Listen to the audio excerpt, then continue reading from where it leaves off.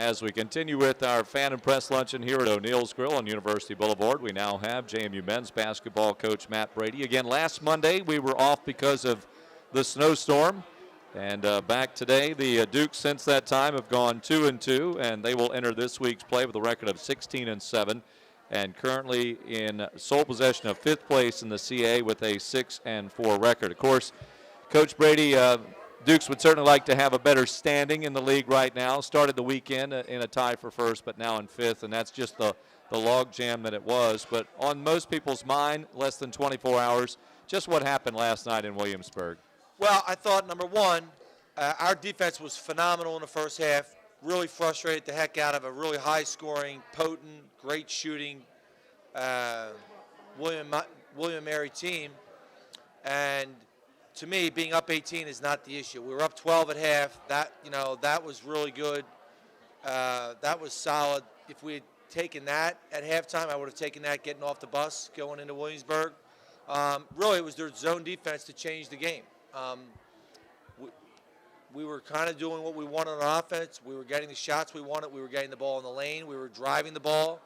I don't think they had a lot of answers for us offensively. The 3-2 defense for them had done for them last night what our 3-2 has done time and time again. It stymies teams. It stands you up. It makes you have different answers. And we weren't quite as patient, and we didn't get the ball in the lane quite as easily.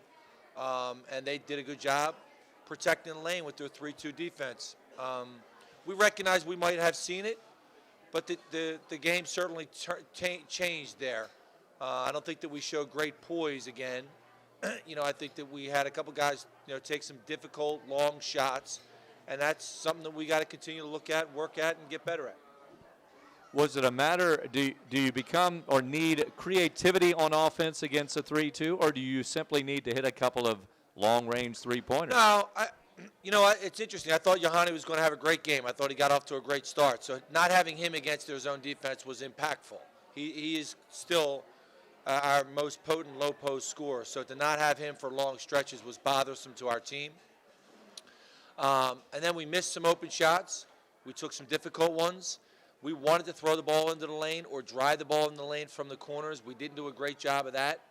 And then late in the game, we had a couple of drives into the lane where Joey McLean dropped it off and we bobbled the ball. So we tried a few different things, and we didn't do a great job of executing against the zone.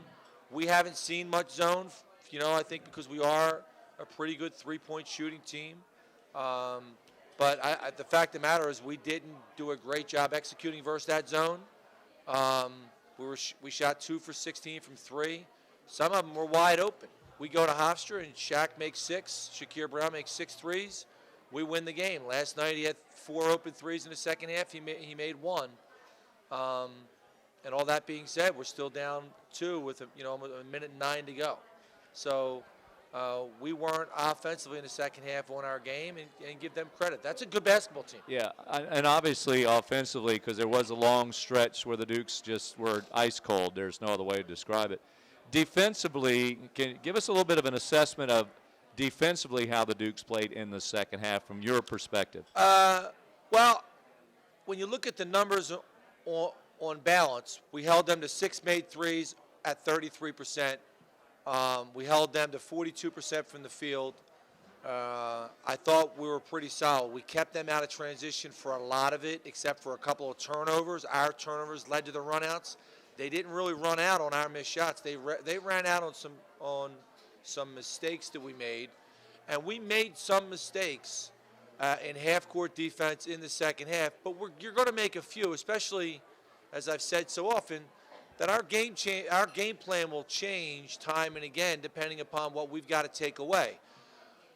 Going into the game, if you had told me we would have limited them to 6 made threes, shooting 33%, and 42% from the field, I'd have taken our chances in that game.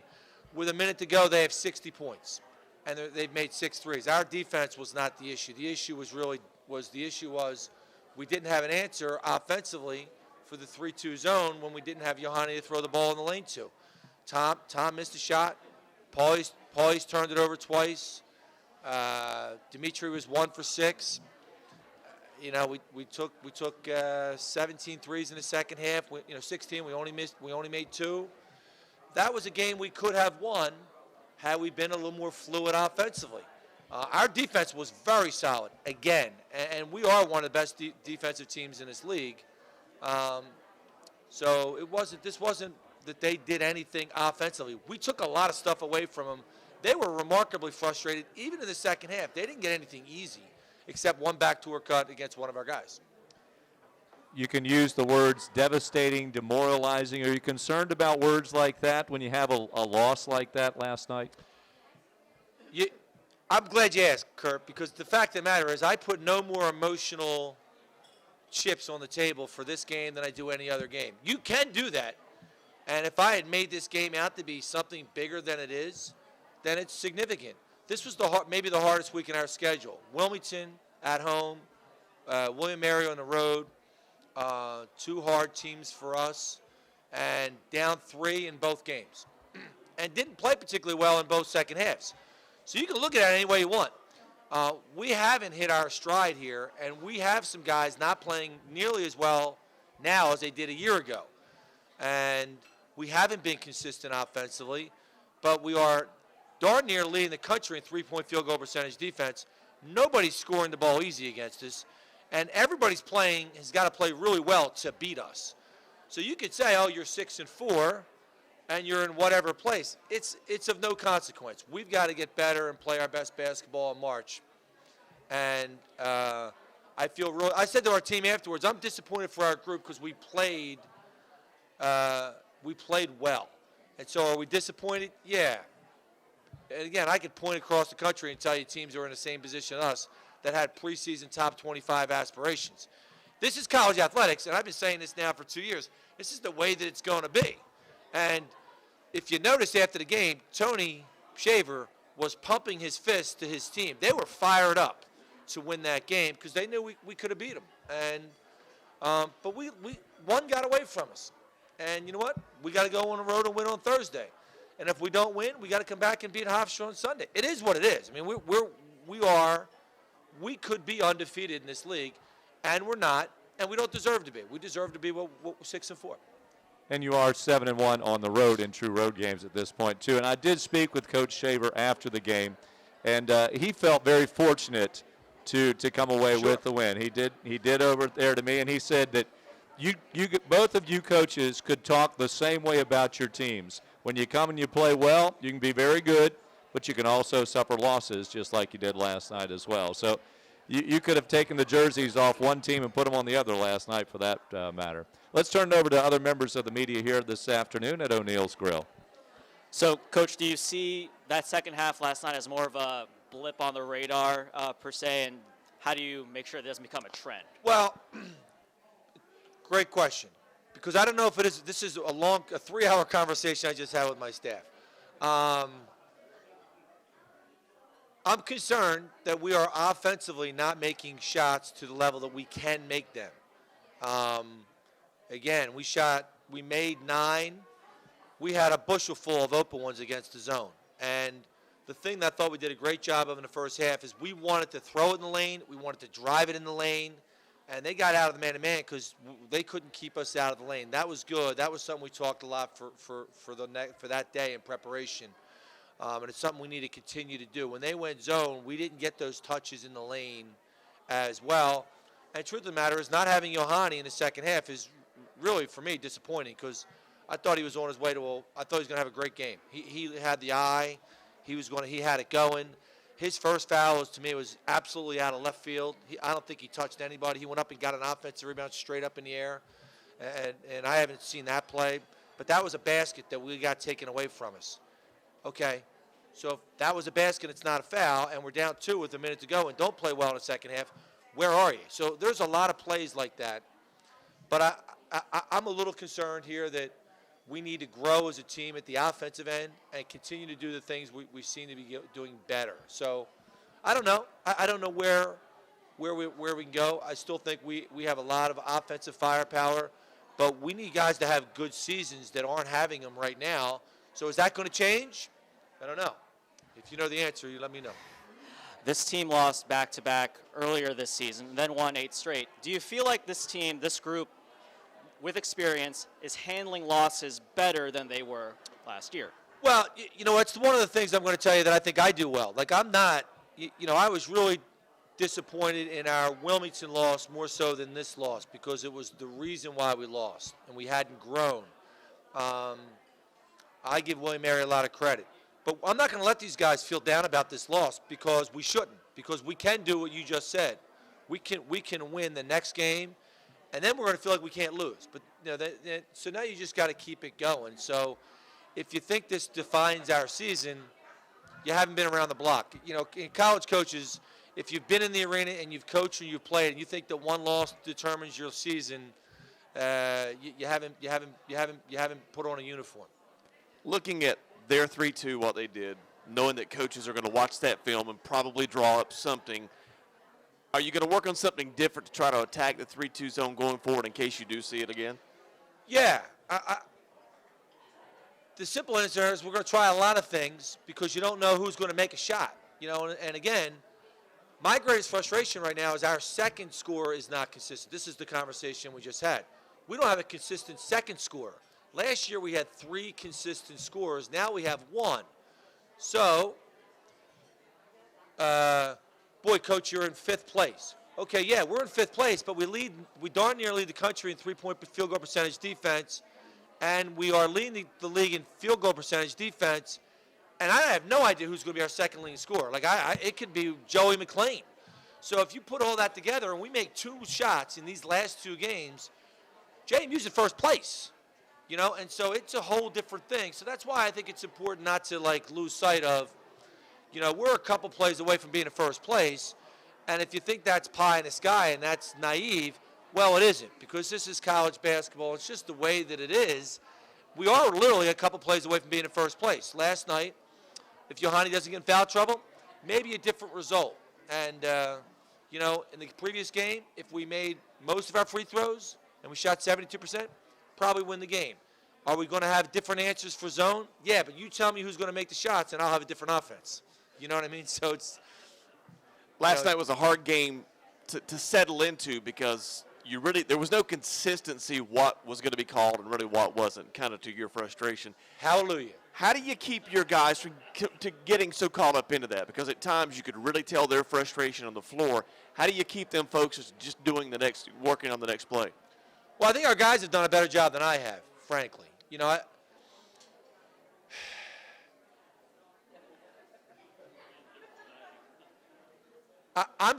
I think I do a good job, and I've asked my staff to do this.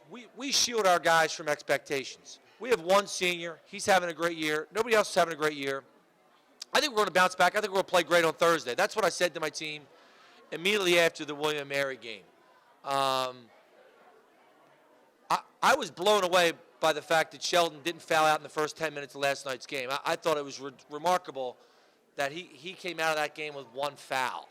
And so I never talk about officiating, but that was bizarre to me. And so I lost my cool. I don't think our guys really lost their cool too much. And so I give our guys a lot of credit. We fought hard. We didn't lose confidence. We didn't make any shots. We got shots. We missed them. Joey McLean made a couple of great plays. We bobbled the ball. We were down 2 with a chance to get a stop and get a lead with a minute to go, having put up 24 points in the second half. I'm still waiting for them to blow the whistle on Sheldon. Sheldon that was the most physical I've seen a center trying to get the ball against us. We've denied him everywhere, and I'm a little disappointed. I never talk about officiating. That was bizarre to me. Turning attention to Drexel, their team that's been Let's do that. Very close. You and I talked about this last night. They've been very close a couple of times. They're keeping high-scoring teams. Their point production is down. What worries you the most about seeing Drexel the second time, especially on their home floor? Well, it's like playing with fire. They're in every game. I think almost every game at home for them the last 3 or 4 home games has been tie in the second half. They're coming along offensively. And if they get 3 guys scoring because of their defense and rebounding and how stingy they are, they can literally beat anybody in the league. They were up 13 in the second half against Hofstra, and Hofstra had to make great plays to win the game. So, we're going to say, oh, this is not a game that JMU should win, can lose. that's fool's gold to think that we can't lose to anybody on our schedule. We're going to have a game plan, and it'll be different than last night's, and we'll be ready to play, and hopefully we'll make some plays and make some shots and pull it out. And talking about last night's game, you mentioned repeatedly now how guys were just missing open shots. Do you feel like guys just didn't make enough plays last night, or were you guys out-schemed by that zone? No, we play 3-2 zone, so we practice against it. We didn't practice against it all that much this week. But you see what it does, what it can do, and so it's why we use the 3-2, because it can stand you up a little bit. Again, I thought we got the ball at the corner. I thought we posted some guys up, and you have to make some plays against zone. You can run a couple of plays, which we have. We didn't run any last night. We run offense, and we have some concepts and some schemes. We didn't do a good job of staying within the confines of our concepts. But a lot of the plays we run are for Johanny. He was sitting with me most of the second half, so some of the plays that we would run, we couldn't run, because that's who we would get the ball in the lane to with those schemes. But again, the zone was good. I thought that we were a little stagnant, but that's what the zone can do to you, and hopefully next time we see it, we'll react better to it. Ask you about the guy people are always tweeting about to put him in the game, Devontae Morgan. How come he didn't play last night? Well, against zone, I'm going to play Joey McClain because Joey is the guy that can get in the lane. And as I said to Devontae on the bus last night, and Winston was another guy that was affected by their zone. I mean, Winston had a really good first half. But if I play Winston and Joey and Ron and Jackson together, we might still be trying to get a rebound, So it really comes down to who's going to play is much about what the other team has on the court, what they're doing defensively, and how they're guarding us. So if they had stayed man-to-man, I think that, you would say, well, then Devontae should play. Well, we had a really good first half with Devontae on the bench. My plan was to play Devontae, but we had it going. They couldn't stop us. And Winston had a really good first half. I probably would have gone back to Winston in the second half. They went zone. We needed Joey in there. I needed to move Ron around the court. And so I didn't want to play Winston, Joey, and Ron very long. And again, zone, it's not right now Devontae's forte is playing against the zone because he's really a driver more than anything else. So, but that's where I was using Joey, and Joey made the right plays. We just got to catch the ball. Last year you guys lost to both these teams in the same week. It was kind of a mid-season lull. Does this feel similar to that at all? Well, I think every season's different. I think every season your team is different, and I think our team is different this year. And, you put it up on paper. I put down on paper Johanny for 11, Jackson for 11, Shakir for 11, and we have seen that very infrequently. So, we are where we are for a couple different reasons. One of them is we haven't been consistent offensively. So if we find some offensive consistency, then we'll have some different results. But I feel very optimistic that our guys are going to come out of this and play better. But my concern is that if they don't, what's the answer? And right now, I don't have a lot of answers. If we don't shoot the ball a little better, we don't post a little better, but I think we drove the ball a little better last night in the first half. And I don't want to come across as reactionary with this question, but this team had preseason expectations, and the deal with your contract. I mean, over these next 6 weeks, do you feel like you're coaching for your job right now? Just these next 6 weeks? Next question. That's what I figured. All right, the Dukes on the road. They will face the Drexel Dragons in the Dragon Pit known as the Daskalaska Center, where you do play with fire. And then the Dukes will be home on Sunday afternoon, and that is against the Pride of Hofstra University, and that is a 3 o'clock start, Super Bowl Sunday, 3 o'clock start at the JMU Convocation Center. Thank you for joining us this week here at O'Neill's Grill for our weekly Fan and Press Luncheon. We'll join Coach Matt Brady again next week.